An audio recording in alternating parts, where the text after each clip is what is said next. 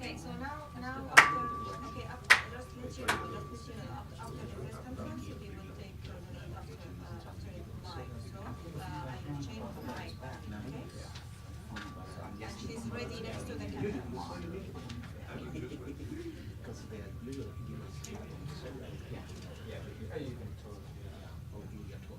No, we can do it from zero. If you would like to test it now, we can test it because I connected this like yesterday our studio wasn't and set up. Okay.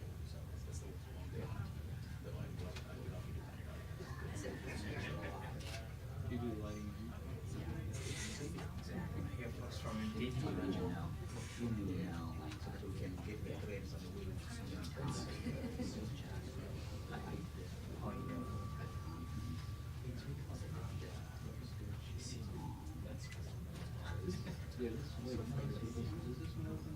Yeah. If you have a problem, you can use my phone. When you leave after the press conference, you give me a call.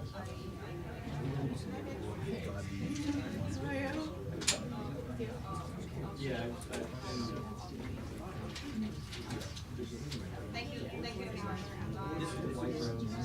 I'm going to stay along here. I'll take a few snaps of it. Let's try the phone and then I'll moving around.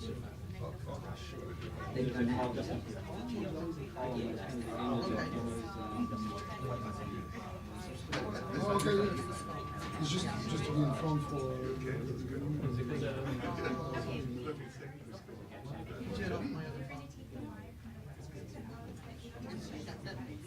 Let me double check the phone number.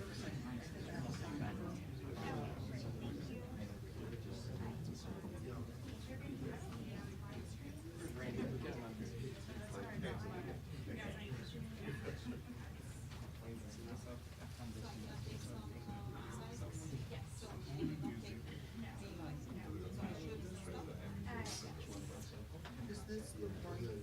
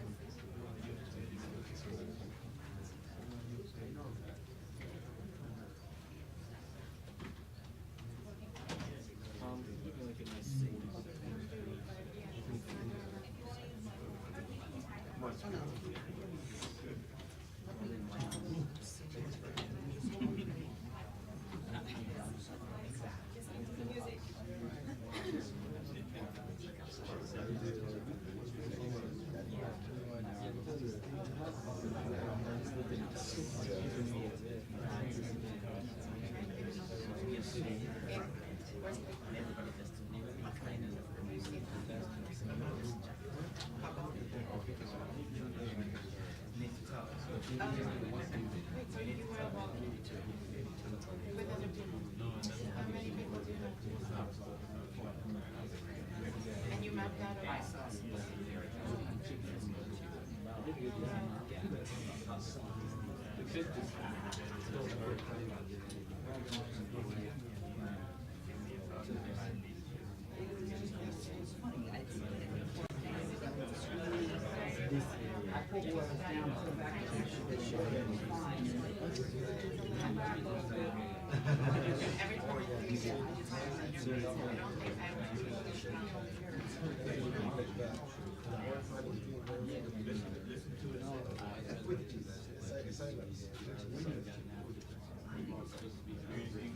Now, I don't understand. Yeah, this is usually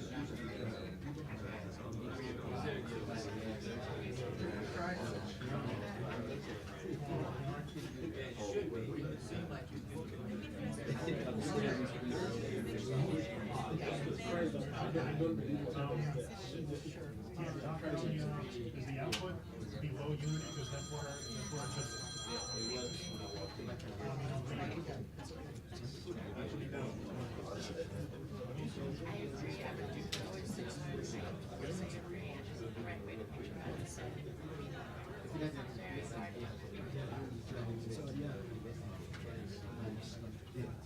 Okay, for all you folks recording, this is your test you're gonna get.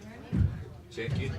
Get 1, 2, hey, check, check, check, check, check, check, check, check, check. I'm gonna go through all 3 mics. 1, 2, 1, 2, hey, check. Check, check, check, check. Can I get some thumbs up back there or something? Okay, I see 1, 2, 3. One guy's still in his phone. Okay, great. Thank you very much.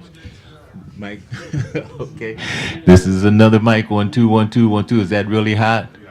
Derek, bring that down a little bit for me, please, if you're still back there. Thank you very much, Derek. 1, 2, 1, 2. Hey, check, check, check, check, check, check, check. I see thumbs up, thumbs up, thumbs up. And his phone. Okay, 1, 2. Thank you, folks. 1, 2, 1, 2, 1, 2, 1, 2. Hey, check, check, check, check, check, check, check, check. We good? Across the board then, right? 1, 2. All right, thank you. Appreciate it, folks.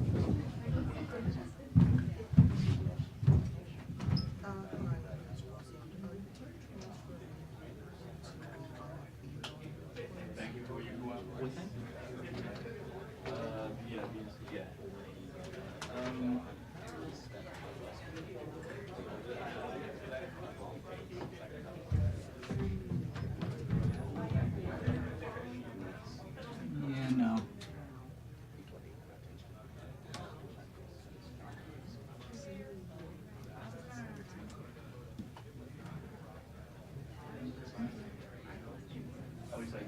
Competition.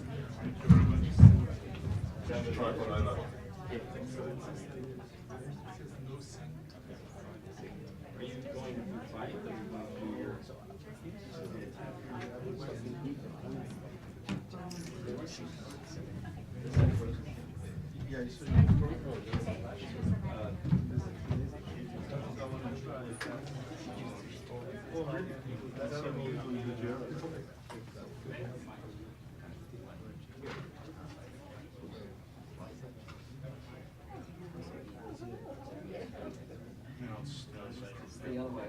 That's better.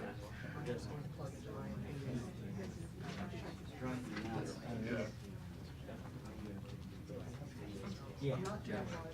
I'm doing a live as soon as the press conference is done, so I want to just plug into my meeting now.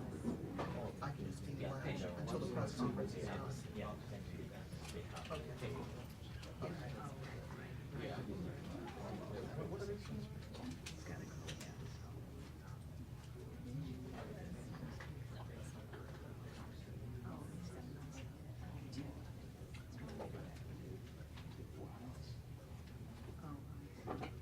Okay, that's fine.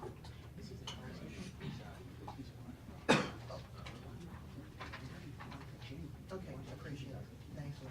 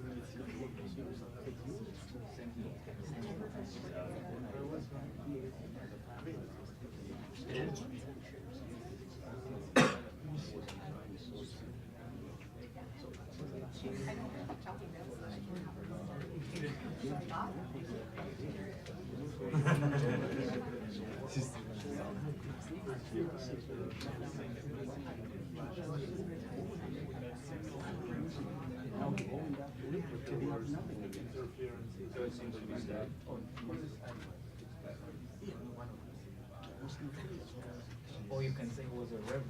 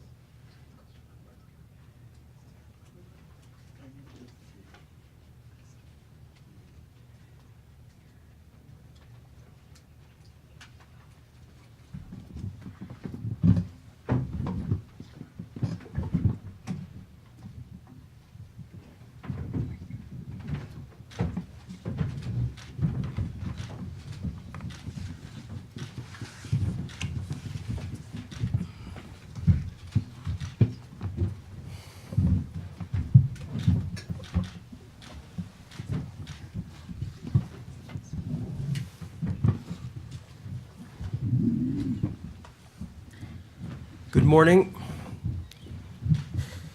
Thank you very much for coming today. We are very grateful and privileged to have with us the Honorable Robert Chigulani, also known as Bobi Wine, who, after a horrific attack by the armed forces of Uganda on him and on his entourage, which involved the assassination of his driver and close friend, who was sitting in the seat that he had occupied just moments before. Bobi is amazingly here with us today. So I'm going to ask you to begin your remarks, Bobi, and I will then make some comments on some of the legal issues. Thank you, ladies and gentlemen. I'm glad to be here, and most importantly, I'm glad to still be alive.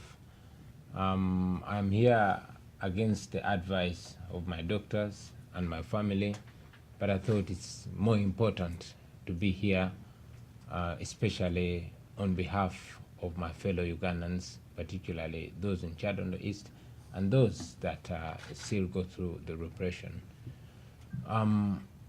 It should be noted that I'm not presenting myself as a victim, because I'm nobody's victim. I'm a survivor, and I would rather represent resilience rather than giving up. I was brutally tortured by some armed soldiers from the SFC, beaten, brutalized, and abused, and later locked up in the military barracks.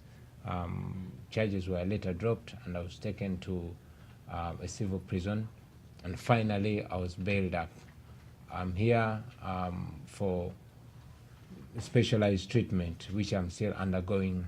I am humbled to see that my brutalization has attracted the attention of my countrymen and women, and indeed the world over. But still I'm challenged, because many other Ugandans go through the same or even worse brutalities. For example, when I was in prison, there's this guy that cannot go off my mind, whose back was broken.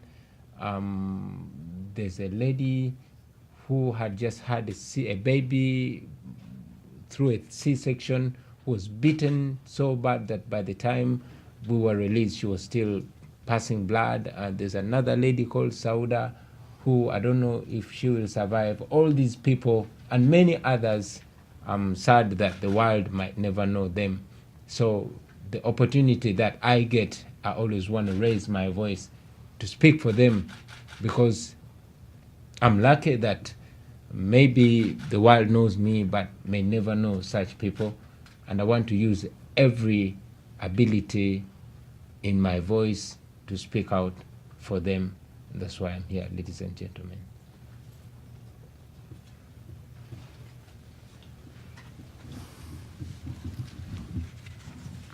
And yes, I'm also here to symbolize the resilience of Ugandans, to tell them that we still stand for justice, equality, freedom, and dignity for everybody.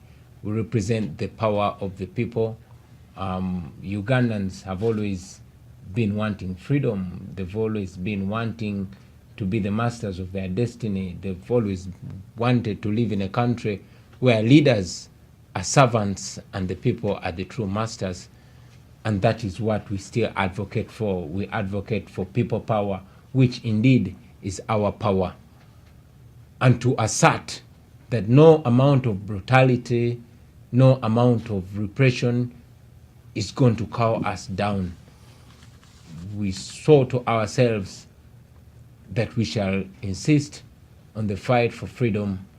I'm here for treatment, and as soon as my treatment is done, I am going back home, because Uganda is my home. Uganda is our home, we have never had and will never have another home, and it's upon us to create a home that is good for us, for our children, and our children's children. I thank you.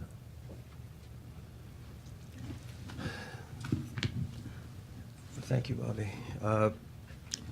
Briefly, while Bobby is receiving treatment here, we will be meeting with congressmen, congresswomen, members of various departments, the State Department included, and we will be providing them with details of what has been happening in Uganda, the brutality, the truly criminal activity and violations of human rights that are occurring daily. And we want the American taxpayer to know that the American taxpayer is funding this. The military equipment we are supplying to Uganda is being used in a war of terror against Uganda's citizens. This is not an isolated incident. Uganda has a storied history of political violence, an ongoing history that the West has largely ignored. We cannot ignore it any longer. We cannot ignore Africa any longer. Within the last few weeks, the German chancellor was touring Africa, thank God. The Chinese have invited heads of state from all over Africa to Beijing. It is time for America's voice to be heard, and heard loudly, in terms of looking at, A, the Leahy Act. The fact is, American arms and American equipment have been used to torture Ugandans. We call on the U.S. government to immediately suspend military funding to Uganda, launch an investigation immediately into the use of U.S. equipment to torture Ugandan citizens. We are compiling a list under the Magnitsky Act. Ugandan torturers, beware. Your ability to travel, your ability to hold assets abroad may well be put at risk by your continuing to participate in a special squad of torturers set up specifically by the Ugandan army to engage in this brutality, using American military equipment. We have absolutely made the determination that we are going to conduct an investigation into the deaths of other opponents of this regime.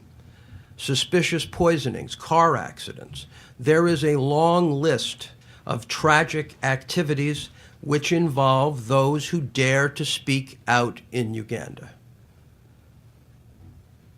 It is incredibly important to those who work with Bobi Wine to try to ensure his safety on his return to Uganda.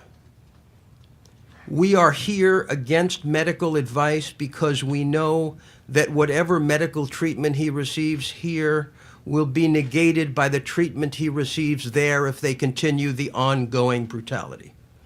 We have to find a way to stop it. We have to find a way to derail the Museveni's regime's descent into terror and torture against their own people. Now, a lot of comments have been made with people saying, well, because he's got an international lawyer, somehow there's some foreign agent involved.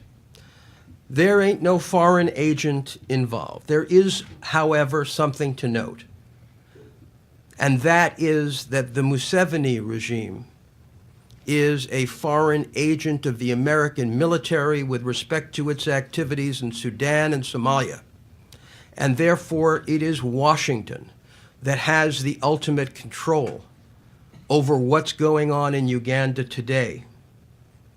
And that is why, despite the torture, and let me assure you that not only has he been in hospital and undergoing treatment, but I have been with him at the most recent examination. And we are constantly seeing from the Ugandan authorities a sort of torture double act. First, they brutalize you. Then they illegally incarcerate you. And then they give you the false news treatment, where they want you to embarrass yourself and your family and suffer the indignity of putting your body on display so you can demonstrate just how vicious they are. We're not doing that. We are accumulating the medical evidence to take it to the correct authorities to seek justice. And that is what we intend to do. That is exactly why we are here. And we are here to put the Ugandan authorities on notice that when Mr. Wine returns to Uganda to face these charges of treason that he is going back to face. And I can't talk about those charges because under Ugandan law, it is inappropriate for a lawyer to speak about charges that are sub judice. What I can say is that this is the third set of charges. First, they charged him with respect to the motorcade. That was dropped. Then they said that he had an arms cache. But when the people in the hotel said the police planted the arms, they dropped those charges. So this is the third try. I get particularly irate about torture and brutality, not only because of my history in Africa, but because of my history in Russia. I was privileged to represent Mikhail Khodorkovsky, and I've been involved in Russian cases on and off for many years. And the Museveni regime is taking a page from Mr. Putin's book. They torture you, they poison people in England, and then they call it false news. This is exactly what we're engaged in here. And we're not going to play that game. The Ugandan public deserves better. Africa's youth deserves better. And Bobi Wine and his colleagues can no longer be silent victims of torture and brutality. Thank you very much. We are going to take a few questions. I think... could move a vote of thanks. I cannot forget to thank the world for standing with us. When I was in incarceration, I did not appreciate the magnitude of support and standing with us. It was until I left the military detention that I saw how much people stood with us, not just in Uganda, but from Kenya to South Africa, from Rwanda to Nigeria. People stood with us. I must give special respect to the people that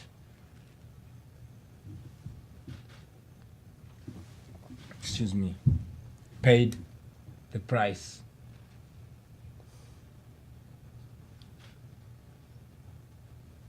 Yasin Kauma.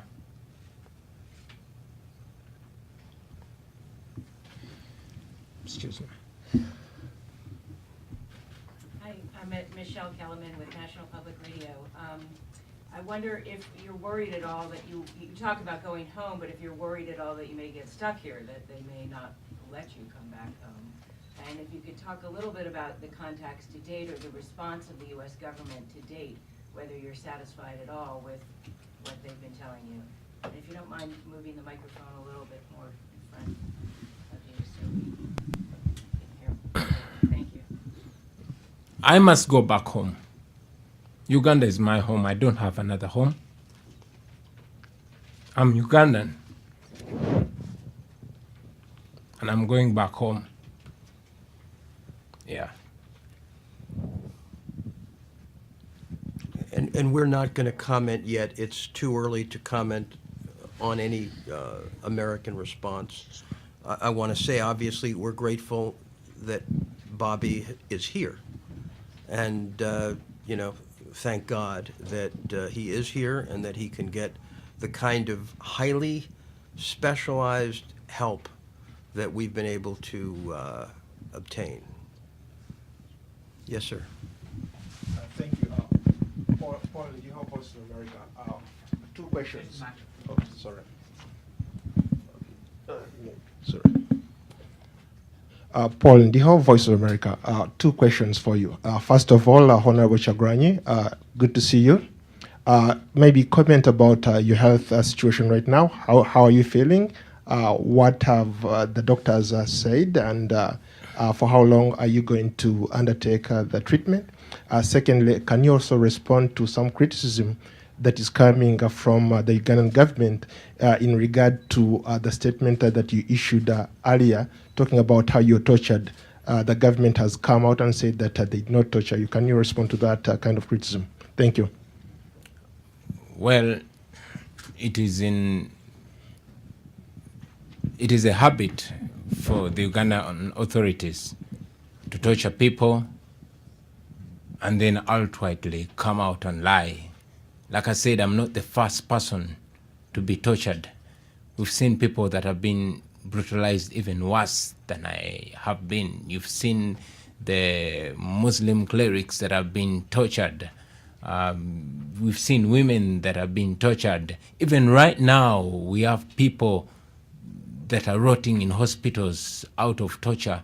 And like I said, it's a privilege for me to be able to even access specialized treatment. And the least I can do is to speak out for those hundreds, if not thousands, of people that have been brutalized.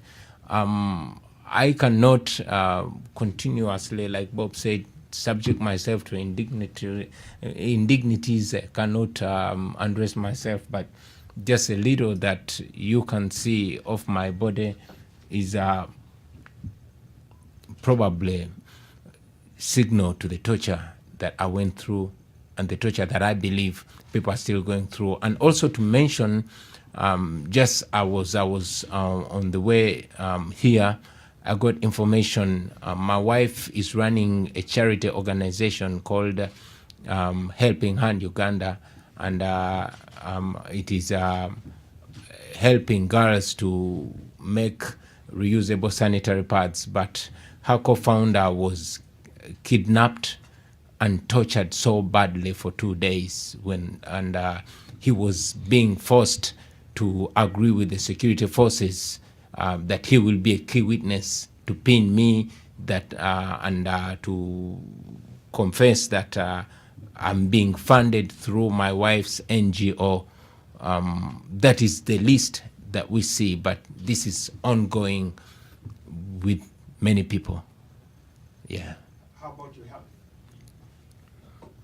All I know is I'm still alive as of now. What happened to the hand? This and more, my skin keeps peeling. This blister that I received, all this hand has been peeling. I got injections that I don't know about, and I spent quite a long time on cuffs, shackled both hands and legs, and my hands swelled a lot. Yeah. Yes. Thank you. Rosalind Jordan with Al Jazeera English. Mr. Wine, there have been reports suggesting that the government is hoping that any oil deals it makes with the Chinese government could somehow buy it more credibility with young people, that it could lead to more jobs for young people. Do you believe that the Museveni government is acting in the best interest of Ugandan youth? And if not, why not? Thank you. Uganda is a population that is over 80% under 35. That's over 80% younger than me. And still it boasts of over 80% unemployment for the young people. I come from the ghetto, like many other people. All we desire is to have a say in our country. It is not about Museveni, and indeed it's not about me or anybody. It's about the people of Uganda.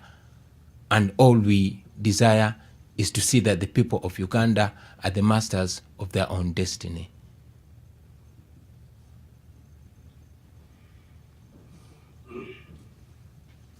Yes, sir.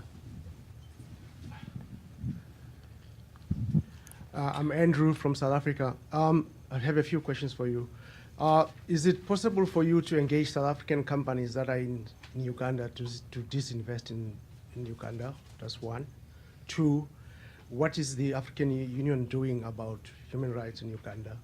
And three, is it possible for you, or have you spoken to the UN, let's say the new chairperson of the Human Rights Commission, Michelle Bachelet? Thanks. As we speak right now, like I said, I came out to speak to you against my doctors and my family's advice, but I will continue to engage team and friends to see what together we can do to liberate ourselves. And indeed, all options, all decent options will be put on the table. And I just should add that international investors in Uganda have obligations under the Global Compact, the Equator Principles, corporate human rights principles. We intend to contact major investors in Uganda to copy them in respect to the torture issues, to highlight the lack of proper governance in Uganda, to highlight the militarization that is going on there in terms of popular behavior and of the government, and to ask them to intervene. It is now, frankly, a duty of these multinationals that attend all these conferences and spend a lot of money on all these nice CSR documents to step up.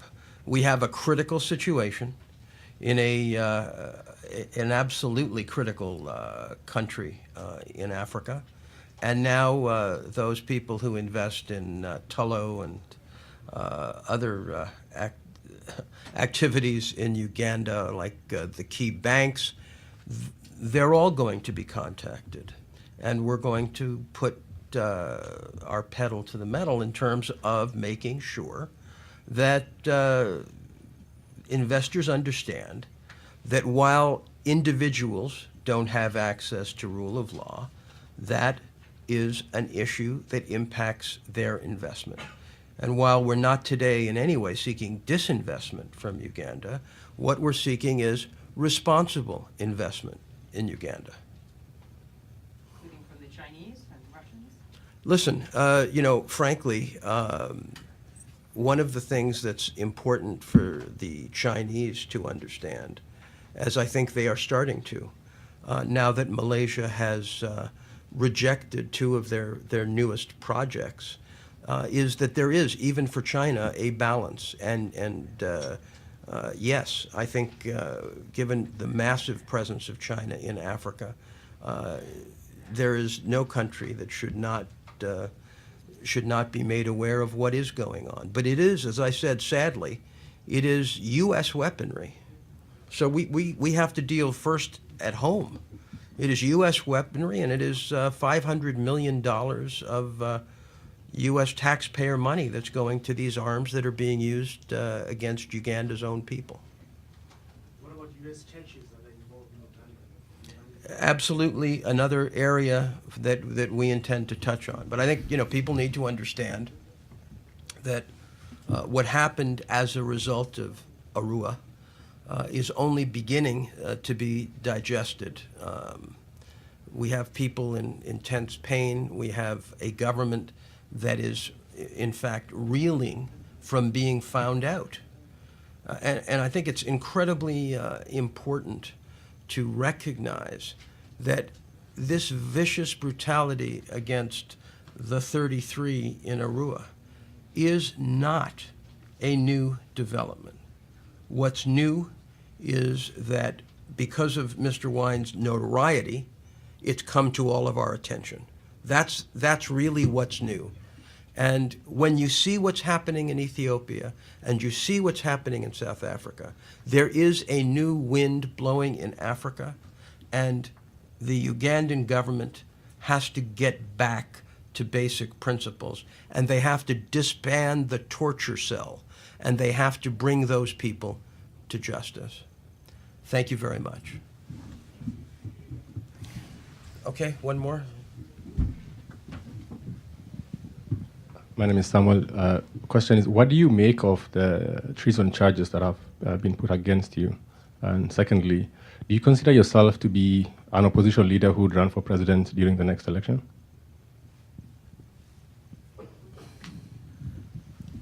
Excuse me. We've been asked by our Ugandan counsel not to have Bobi speak on the issue of treason.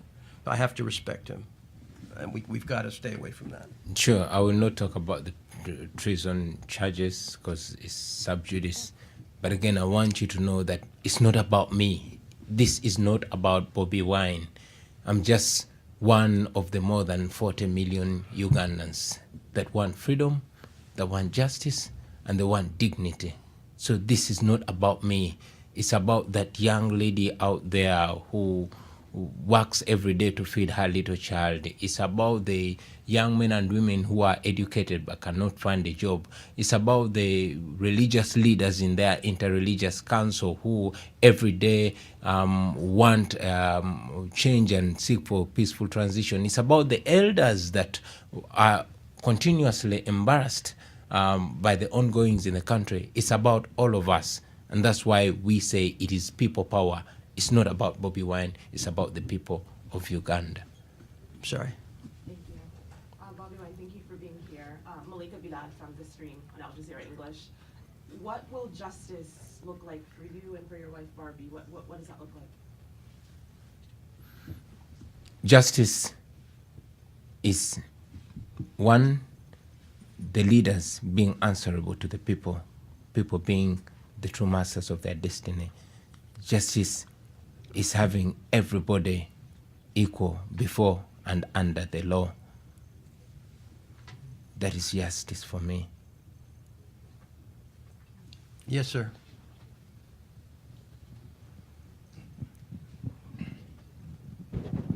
Thank you. My name is Ni Akwete. I'm not a journalist, but I'm an activist, and I'm Africa-born. And I have worked to see the U.S. support democracy across Africa for 40 years. And so I'm happy to see you here and getting good medical advice and good legal advice.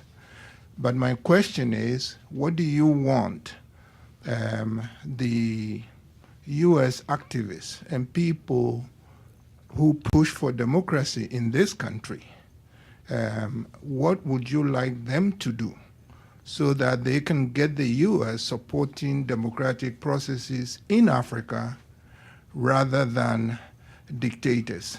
What do you want us to do? I'll be brief.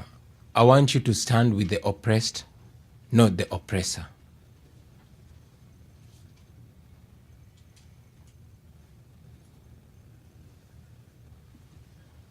Thank you so much. My name is Biggs, Aloysius Bijiro.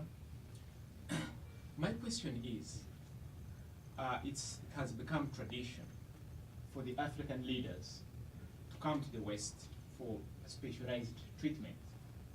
Those in power and, of course, those who are not in power as of yet. So, my brother and friend, Bobi Wine, if you were to be lucky to become a leader of Uganda, or as a member of parliament even right now, how do you hope to change this trend? Because while the leaders are able to get those specialized treatment, not everybody is lucky to get the same treatment. So what's your take on that? Like I said, I'm lucky and humbled. One, that my brutality is seen by the whole world, and that I have the opportunity to come for specialized treatment. I've never left my country for treatment, but because of the distrust of our institutions, for example, I was brutalized. The second time I was arrested from the airport, I was brutalized in front of a government doctor. And because of what was injected in me, myself and my family was scared that our medical institutions did not have the ability to find out what exactly was in me. I was referred. And yes, because I was treated from Rubaga Hospital, which I really, really recommend the doctors who are highly professional. But after treating me of the wounds that they could treat me of, the bruises that they could treat of, they had to refer me because my back had more complications. I had to get more specialized treatment in the United States. But my hope and prayer is that together as the people of Uganda will make our home well, we will make our hospitals well on the standard that we don't have to leave our home for medical treatment, because this is just me, but thousands upon thousands of Ugandans need good health care, and they cannot afford to leave their country. And indeed, they should not be leaving their country to be treated elsewhere. This has ever been there. We've ever had good hospitals. We indeed can have good hospitals if our leaders serve for the benefit of their people. But I think it needs to be brought out, and I think the Ugandan government has been unfair in this. Bobi's torture, the two more sessions, doctors were in their presence, and I think at the time that you were removed from the airport, there was actually a doctor in the ambulance witnessing another brutal beating. And in fact, they unscrewed the light bulb so journalists couldn't see them beating Bobi in the ambulance. So when you lose respect and the ability to believe that the doctors are actually going to be looking after you, and now we've seen today that there's been some report released that Bobi was fine. Well, the Ugandans can try this kind of bogus trick. But my message to the Ugandans is, we have him in specialized care. We have details and documented analysis and treatment going on. There is not going to be any doubt about what happened. But what we're going to do is use that information with the authorities in the United States, with the authorities at the United Nations, and attempt to seek retribution. This is a fight that is much more than a political fight in terms of media. This is a fight to actually change the methodologies used by the Ugandan government to torture their people. The goal is that Ugandans will have the rights that their government signed them up to under the International Covenant for Civil and Political Rights. What happened in Arua was that there was a by-election, and the government and the army were very unhappy that they lost. And rather than determine to make Uganda better, they determined actually to assassinate Bobi. Because the torture is a side play. They wanted to kill him, and that's why his driver was murdered in exactly the position they expected Bobi to be in. So this bunk from the government, nobody believes. Because this is a government that is afraid to actually compete in Uganda for the votes of its people. Because they have no policies. They don't want to debate policies. What they want to do is intimidate and break the opposition. And Bobi's goal and that of many other Ugandans is to make sure that doesn't happen. So again, thank you very much. Very briefly, can you say a few words in Swahili and Uganda for our international audience? Can I speak in Luganda, please? Sure. Eri bannayuganda mwenna nkyali mulamu, nvuddeyo okujja okwogera nammwe newankubadde abasawo bange ne famire yange badde tebaagala njogere kuba mbadde nkyali mu bujjanjabi, nenza okwogera gye muli kuba nafuna omukisa okunyigirizibwa kwange newankubadde abantu bangi nnyo banyigirizibwa abali obaolyawo n'okusinga nze. Njagadde mbere eddoboozi erimmwe n'okwogera ebigenda maaso mu ggwanga lyaffe okumakinga sure nti kino ekyantuuseeko tekiddamu kutuuka ku muntu mulala yenna yenna. Nkyali mugumu, musigale nga muli bagumu, musigale nga mwagala ensi yammwe, nga mukkiririza mu nsi yammwe era nga mukkiririza mu nkyukakyuka, nga buli omu agamba munne nti people power, our power. That was brief, right? I agree with everything he said. Sure.